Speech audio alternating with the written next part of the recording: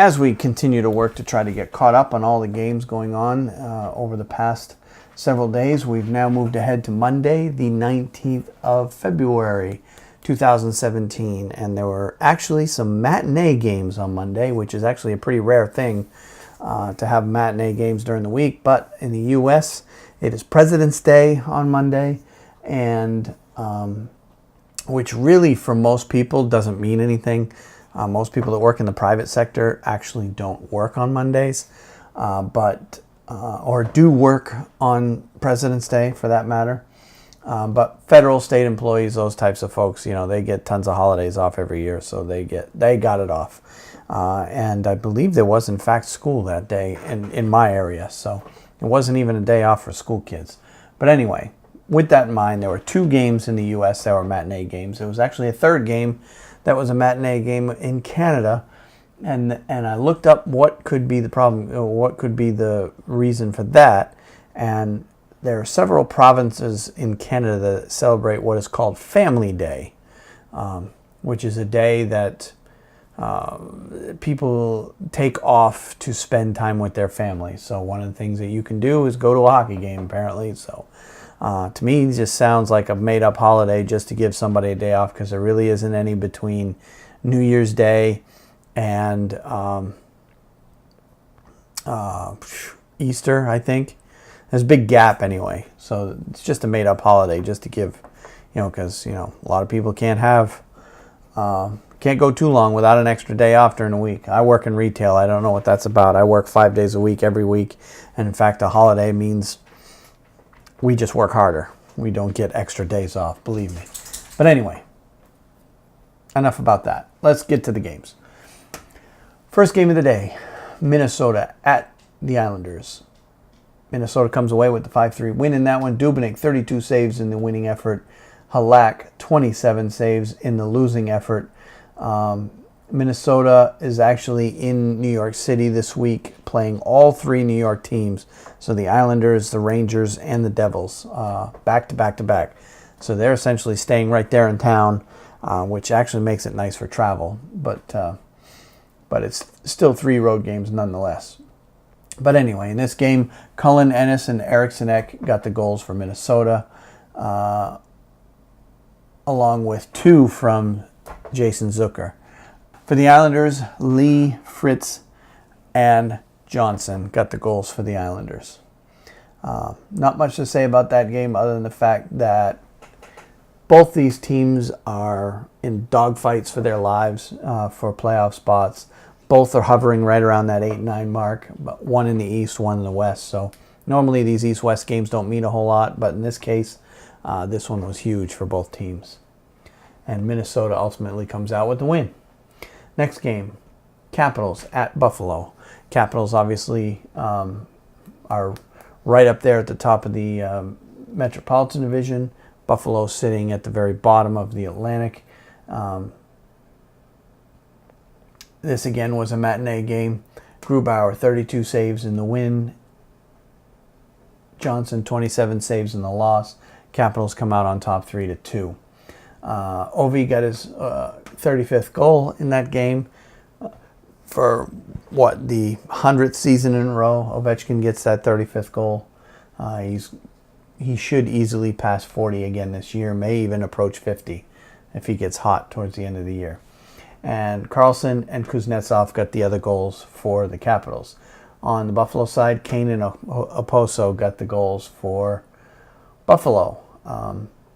Pretty much that game went as expected. Washington is definitely the better team on paper, and ultimately on the ice it showed as well. Let's move over to the backside here.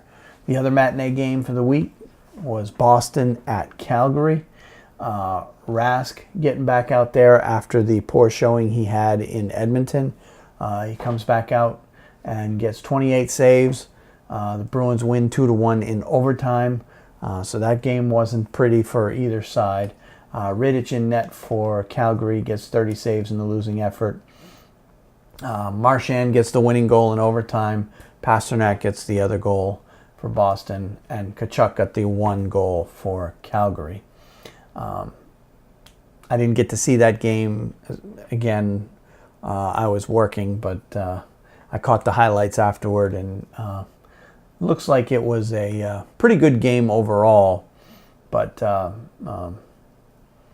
Boston ultimately saved themselves the loss of points there because, that Western Canadian road trip, that Edmonton, Calgary, Winnipeg trip, Vancouver, Winnipeg, Vancouver, Edmonton, Calgary. Sorry, Vancouver, Edmonton, Calgary is never an easy one for Boston. Boston seems to struggle with that one, and they managed to eke out a win here in this one. All right, let's move on to the next game. Nashville beats Ottawa 5-2. Anderson in net for Ottawa got 36 saves. Rinne 36 saves as well for Nashville. For Rinne, that's his 30th win of the season. The goal scorers for Ottawa, McCormick and Pajot. Arvidsson got 2 in this game for Nashville. Ellis, Yossi, and Smith got the others. For Arvidsson, that's his 20th goal of the year. Another note for Ottawa, that was Derek Brassard's 700th NHL game. So congrats to him on that game. And the last note I wanted to make in this game was this is the 94th straight shutout for Nashville, proving that hockey can work in the South under the right conditions.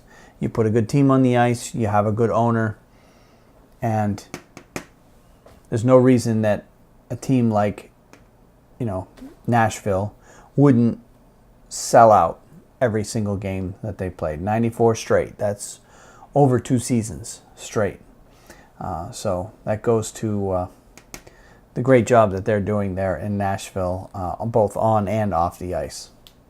But ultimately, Nashville is definitely the better team in this case. Ottawa's not going anywhere playoff-wise. Nashville's a Stanley Cup favorite in the West, so that game pretty much went as expected as well. Next game, LA at Chicago. Chicago with yet another home game. First game after the ugly situation that they had on Saturday with Devontae Smith-Pelly of the Flyers getting racially charged comments thrown at him. That whole discussion is for another video, but back to this game. LA got 27 saves from Quick. Forsberg for Chicago, 29 saves. The goal scorers for LA, Andreoff, Mitchell, and Phaneuf. Phaneuf, that's his second goal in 3 games with LA. So kind of interesting to see Phaneuf getting back to a time when there was a time he was an offensive type defenseman. And curious to see if that will continue with LA. New change of scenery there has definitely done him some good so far. And then finally, Chicago's goal scorer is Patrick Sharp, and that's Chicago's 9th loss in 10 games. And that one win that they've had in those 10 games was that big 7-1 win over Washington. So very inconsistent play on the part of Chicago. And again, that team's going nowhere fast. LA's in the fight for their playoff lives. So that is all for that game. All right, the next game we have, and I've got to get out of the way for this one, Anaheim at Vegas. Anaheim with the 2-0 win in that one, which is actually extremely rare. Not many teams are going into Vegas and beating them in their building. But Anaheim pulled it out this time. Obviously, Vegas is, I don't want to say cruise control mode, but they're in cruise control mode. They're well ahead in the playoff seedings. They're definitely going to make the playoffs. That's not going to change. Anaheim's in the fight of their playoff lives, so Anaheim basically played a more desperate game than Vegas did, and it showed on the ice. Anaheim comes out with a 2-0 shutout win. Gibson made 13 saves in just under 2 periods of play.